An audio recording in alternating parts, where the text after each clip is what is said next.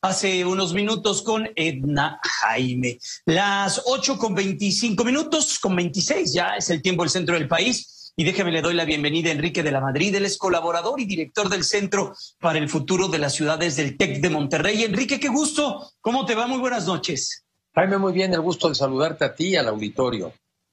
Igualmente, mi querido Enrique. Bueno, pues háblanos de lo que, pues sin duda está pasando y no sé si este gobierno no se dé cuenta, no se quiera dar cuenta, o sea parte de la política, las enormes oportunidades que estamos dejando de pasar o están pasando frente a nuestros ojos y no estamos tomando. En el bloque comercial México, Estados Unidos, Canadá, el conflicto con China y lo que México podría significar para este bloque comercial, que no lo está significando, Enrique. Así es, Jaime. Fíjate que esta semana salió un artículo, de hecho la semana pasada, un artículo muy bueno en el Financial Times, el periódico inglés, que precisamente habla de estas oportunidades perdidas, pero ya le pone datos, ya le pone números, lo cual es muy interesante. Habla de que, por ejemplo, a raíz de que los Estados Unidos le han puesto impuestos, aranceles a las exportaciones chinas a los Estados Unidos, se han caído las exportaciones de China a Estados Unidos en un 15%. Y sin embargo, eso no ha representado un aumento importante de nuestras exportaciones a los Estados Unidos, porque deberíamos de poderlas sustituir de alguna manera. Nuestras exportaciones han crecido solamente el 4%, mientras que otros países asiáticos distintos a China sí aumentaron las exportaciones a los Estados Unidos en 25%. O sea, nosotros no hemos podido ni sabido aprovechar ese conflicto entre Estados Unidos y China.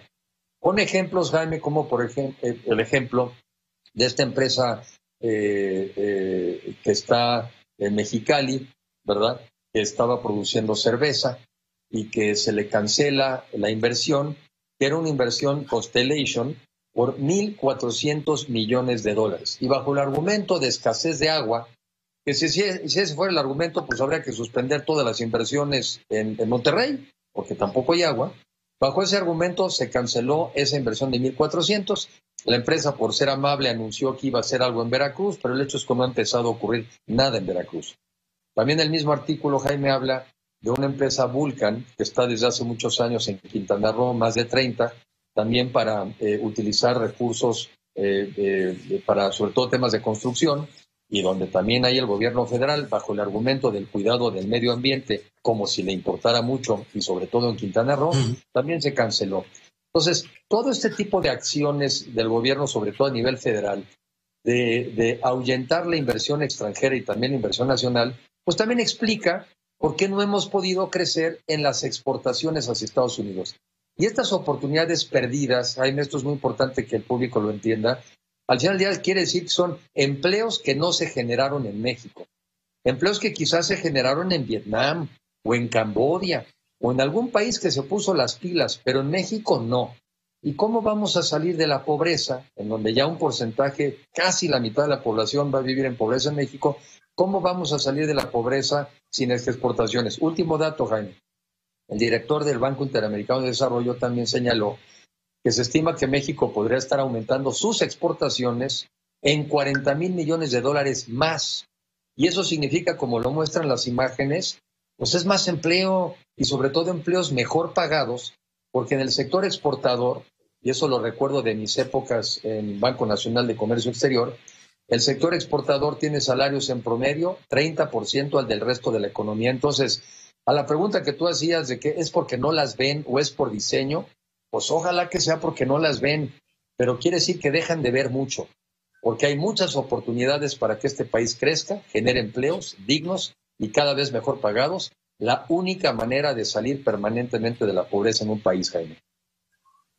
Pues sí, sin duda, y lo tenemos, Enrique, y también tenemos la otra disyuntiva, todo este tema que tiene que ver con la energía, con los compromisos que no se están cumpliendo. Hoy veíamos en el periódico Reforma una de las notas destacadas, o la nota destacada, que no permitían un cambio ahí en una de las plantas de una de las empresas, que el gobierno tiene un encontronazo importante, una empresa española. Pues lo que estamos dejando de hacer, Enrique, que este país requiere de inversiones particularmente en generación de energía, porque la economía tiene que seguir creciendo, los capitales tienen que seguir llegando, las plantas tienen que seguir desarrollándose y si tenemos ese cuello de botella a futuro, pues difícilmente el país se va a convertir en atractivo o va a ser atractivo. Y así es, y tienes razón con el ejemplo, porque muchas empresas hoy en día en el mundo ya se han comprometido, pues para ser consistentes con el combate al cambio climático, ya se han comprometido a utilizar o invertir en países donde pueda haber energías limpias. Y lo han dicho con toda claridad que no van a poder seguir invirtiendo en México si nosotros no somos un país capaz de proveer energía suficiente y sobre todo limpia. Hoy ya pasa, Jaime, en muchos lugares a donde yo visito y viajo, que te platican que ya no puede haber nuevas inversiones porque ya no les pueden garantizar que hay electricidad. En Querétaro, en Tijuana, en el Bajío, muchos lugares que tienen muy buenas condiciones para recibir inversión, no están pudiendo crecer porque no les están pudiendo comprometer la entrega de la electricidad.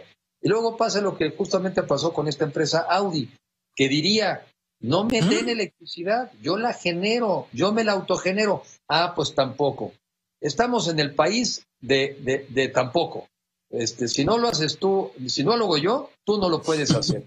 Y al final del día, pues eso, ¿quién paga otra vez los platos rotos? Los paga el mexicano, y sobre todo el mexicano que tiene menos oportunidades, que lo que necesita es empleos dignos y cada vez mejor pagados. O sea que esta pérdida de oportunidades acaba con nombre y apellido en millones de mexicanos que ven alejarse la posibilidad de un futuro próspero y mejor para ellos y para sus familias.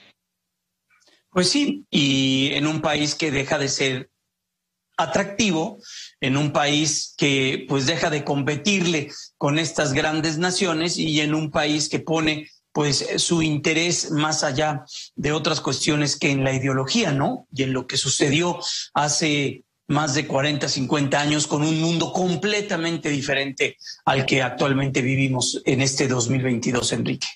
Así es, Jaime. A ver, no puede uno estar peleado, ni mucho menos, debe uno al revés aprovechar la innovación tecnológica. Hoy podríamos estar produciendo electricidad a partir de los techos de nuestras casas, de nuestros edificios, a partir de los edificios mismos. Platicaba yo el otro día con alguien que me hablaba sobre la capacidad de ir construyendo, por ejemplo, edificios que sean capaces de ya estar reciclando el agua, la misma agua, y no tener que demandar. ¿Cómo es posible que nuestro gobierno no ve esas cosas, no se entera ni por casualidad?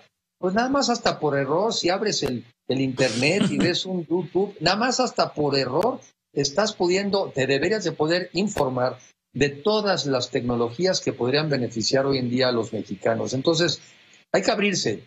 Dicen que la mente y los paraguas y los libros solamente sirven abiertos. Hay que abrir la mente. Sin duda. Hay que abrir pues la Enrique, mente. Gracias, te abrazo. Te abrazo en este miércoles y bueno, pues vamos a estar muy al pendiente de esto y esperemos que nuestro país no pierda esas oportunidades porque pues si no somos nosotros habrá alguien que sí diga que está en los lineamientos y en las consideraciones de un país de vanguardia y de futuro. Cuídate mucho, Enrique, abrazo grande. Gracias, Jaime, un abrazo afectuoso. Hasta pronto, Enrique de la Madrid. Él pertenece al pool de investigadores y de catedráticos del TEC de Monterrey, director del Centro para el Futuro de las Ciudades de este Instituto de Educación. Vamos.